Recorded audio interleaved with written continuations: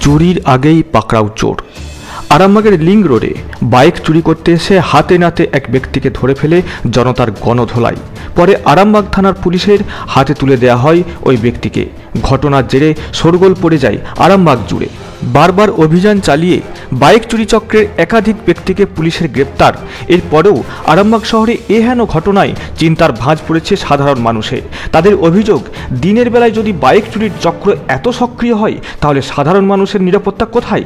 তবে এই ঘটনায় ওই ব্যক্তিকে পুলিশ আটক করে জিজ্ঞাসাবাদ করে তদন্ত শুরু করেছে।